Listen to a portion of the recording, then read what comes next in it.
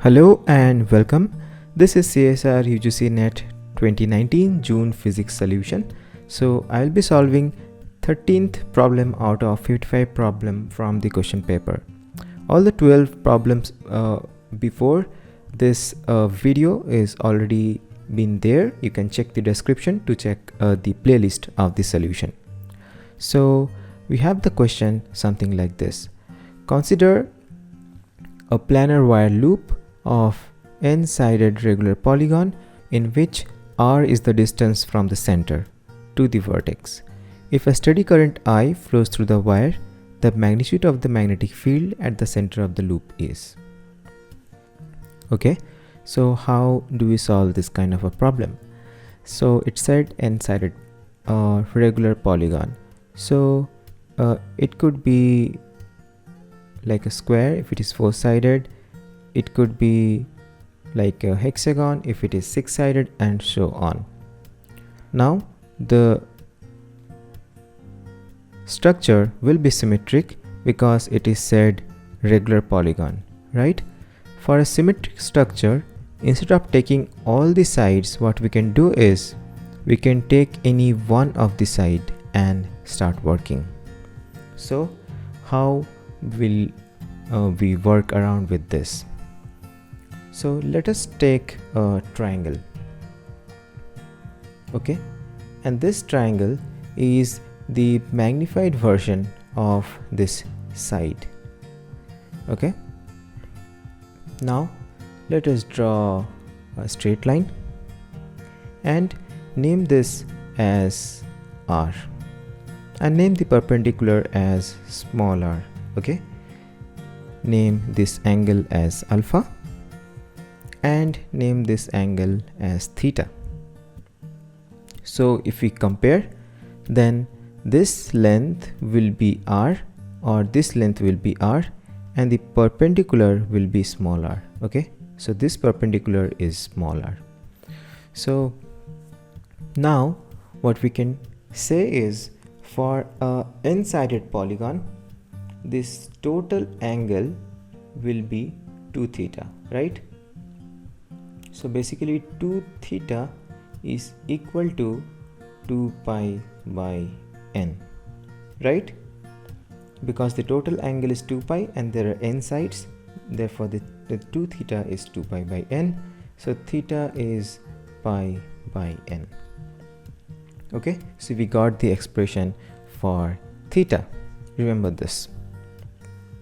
Now alpha is equal to pi by 2 minus pi by n, right? Because this is a right angle triangle, that's why alpha will be pi by 2 minus pi by n.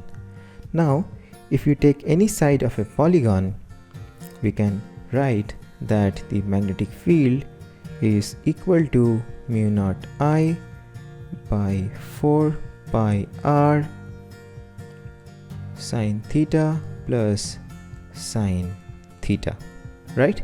This is the standard formula. If you don't remember this formula, just go through your textbook, you will be able to see this. Now we will replace r with r sine theta, right? So small r will be r sine theta. Then the expression will be mu naught I by 4 pi r sine alpha, sorry, it will be r sine alpha.